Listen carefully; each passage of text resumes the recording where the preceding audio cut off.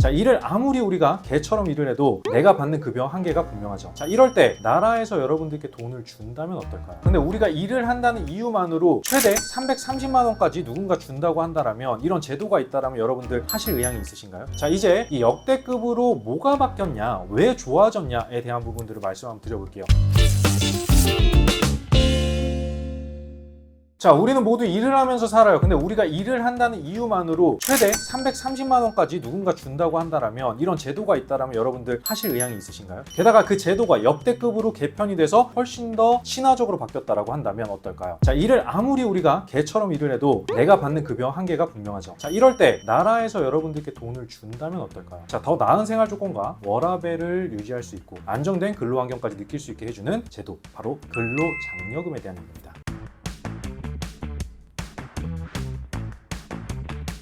자, 오늘 영상 요약을 한번 해볼까요? 이것만 보셔도 돼요. 신청 기간은 5월 1일부터 31일까지고요. 이 기간이 정기 신청일입니다. 자, 이 기간 안에 신청하는 거 추천해드리고 있고, 신청하는 방법 어떻게 해야 되냐? ARS, 그리고 홈택스, 손택스, 서면 안내문, QR코드 스캔 중에 하나의 방법으로 신청하시면 돼요. 맞벌이 가구 소득 산정액 4,400만 원으로 단독 가구의 2배 수준으로 확대가 됐고요. 지원 금액은 최대 330만 원 8월 말에 지급을 해준다. 그리고 나이 제한은 폐지가 됐다라는 것까지 참고해 주시면 좋을 것 같습니다. 자, 그렇다면 이 근로장려금 어떻게 받는지 지금부터 한번 살펴보도록 할게요.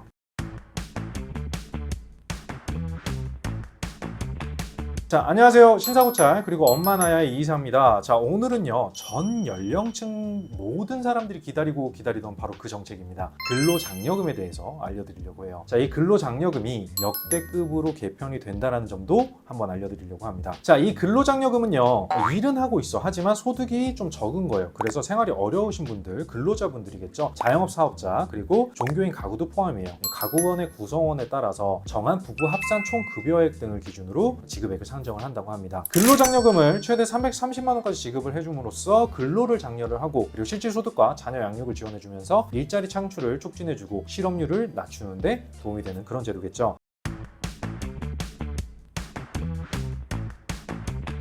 자, 이 제도는 우리가 일만 하면 돼. 근로만 하고 있다라면 돈을 주는 강점이 아주 분명한 그런 제도입니다. 신청 대상은 총 소득 기준 금액, 배우자, 부양자녀 70세 이상 직계 존속이 모두 없는 단독 가구가 있죠. 이때는 2,200만 원 미만, 배우자, 부양자녀 70세 이상 직계 존속이 있는 가구인 호벌이 가구인 경우에는 3,200만 원 미만, 그리고 맞벌이 가구 3,800만 원 미만의 근로소득이 있는 사람들에게만 지급이 되는 그런 지원금입니다. 자, 이제 이 역대급으로 뭐가 바뀌었냐, 왜 좋아졌냐에 대한 부분들을 말씀 한번 드려볼게요. 맞벌이 가구 소득 산정이 원래는 3,800이었어요. 근데 이게 4,400으로 늘어난다는 공지가 내려왔어요. 자, 이 금액은 단독 가구의 2배 이상이 되는 수준으로 상향 조정이 된 거죠. 자, 맞벌이 가구의 경우에는 소득 요건 상한선이 단독 가구에 비해서 맞벌이 가구가 상대적으로 불리하고 신혼부부에게 결혼 페널티로 작용한다는 지적이 생길 수밖에 없죠. 그렇다 보니까 이 부분을 좀 대폭 상승을 하자, 바꾸자라고 얘기를 한 거예요. 추가적인 개편 제도가 이전에는 근로장려금이 나이 제한이 있었어요. 자, 2019년부터 나이 제한이 폐지됐는데 아직도 요 내용들을 모르고 계신 분들이 꽤 있다라고 하더라고요. 그래서 나이 제한 걱정하지 마시고 이 소득 조건만 맞다라고 하면 바로 신청이 가능하다, 즉 엄청나게 좋아졌다라고 보시면 될 것 같아요. 단 맞벌이 가구 소득 금액은 현재 2024년 중에 세법 개정안에 반영이 돼서 정기국회에 제출될 예정이기 때문에 적용 시점은 조금 시간이 걸릴 것 같아요. 그렇기 때문에 제안내가 내려오면 저희가 다시 한번 공지를 드려야 될 것 같아요. 자, 재산 기준은요, 직전 연도 6월 1일 기준 가구원 전체 재산 합계가 2억 4천만 원 미만입니다. 참고로 전문직 종사자, 대한민국 국적을 가지고 있지 않은 분들은 신청하실 수가 없습니다. 또 추가적으로 많은 분들이 궁금해하시는 질문들 뒷부분에 제가 준비를 해놨는데 뒤에서 좀 더 알아보도록 하겠습니다. 자, 근로장려금 신청 기간은요, 2023년 하반기분, 그러면 정기분, 그 다음에 기한 후분, 그리고 2024년 상반기 분 중에 4개의 기간이 있다고 보시면 될 것 같아요. 곧 다가오는 근로장려금 신청 기간은 2024 근로장려금 정기 신청 기간인데요, 2024년 5월 1일 수요일부터 5월 30일 금요일까지예요. 자, 정기 신청 기간은 놓친 분들을 위해서는 기한 후에 신청 기간을 운영을 하고 있고, 자, 이 경우에는 장려금 신청 금액이 10%를 차감이 됩니다. 자, 10% 떼지면 아깝죠. 그러니까 무조건 신청 기간 내에 신청을 하시는 걸 추천해 드리고 싶어요. 신청 방법은 ARS, 그리고 홈택스, 손택스, 서면 안내문, QR코드 스캔 중에 하나의 방법으로 신청이 가능합니다. 자, 신청 안내문을 받은 경우가 있고 못 받은 경우도 있으실 거예요. 자, 받은 경우에는 ARS를 이용하시면 될 것 같은데 1544에 9944 이렇게 통화를 하셔가지고 신청을 하시거나 모바일 손택스에서 전체 메뉴, 그리고 장려금, 연말정산, 전자기부금 항목으로 들어가셔서 근로 자녀장려금 정기 혹은 반기 신청 클릭을 하시고 PC로 신청을 하시는 경우도 있죠. 이럴 때에는 홈택스로 들어가셔가지고 메인 화면에 장려금 연말정산 전자기부금 클릭하시고 진행하시면 되겠습니다. 자, 만약에 신청문을 받지 못했는데 나도 신청을 해보고 싶다 라고 하시는 분도 있을 수 있죠. 자, 홈택스에서 신청이 가능합니다.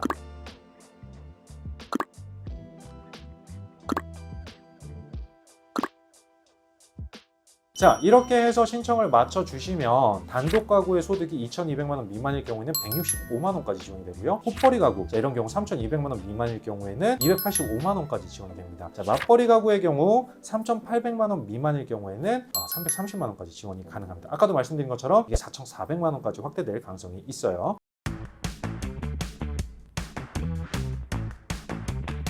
오늘 이렇게 신청 준비를 다 마쳤습니다. 자, 아까 앞부분에 많은 분들이 궁금해하시는 것들이 분명히 있을 거라고 제가 말씀을 드렸잖아요. 그 질문들 중에 좀 몇 가지만 추려서 제가 한번 말씀드려 보도록 하겠습니다. 주로 많이들 질문하시는 부분들인데, 자, 첫 번째, 작년에 회사를 중간에 그만뒀는데 신청이 가능할까요? 혹은 곧 퇴사 예정인데 저도 받을 수가 있을까요? 라는 내용이 있을 수 있죠. 근로장려금이니까. 자, 중도에 퇴사를 하셨더라도 근로사업, 전문직 사업자는 제외예요. 또는 종교인 소득이 있고 총 소득 기준 금액, 재산 등 요건을 충족하셨다라면 신청을 하실 수가 있다고 합니다. 자, 곧 그만둘 예정이신 분들도 작년도 소득을 기준으로 근로장려금이 지급이 되는 부분이니까 수령하시기 전에 이직을 하셔도 근로장려금 수령에는 문제가 없다고 합니다. 자, 두 번째 질문, 장려금 신청 이후에 소득이나 재산이 달라지면 어떻게 합니까? 자, 소득은요, 작년도 소득에 대해서 산정을 하는 거예요. 그렇기 때문에 신청 이후에 소득이나 재산이 변동되셨다 하더라도 수급을 하시는 데는 전혀 영향이 없다고 합니다.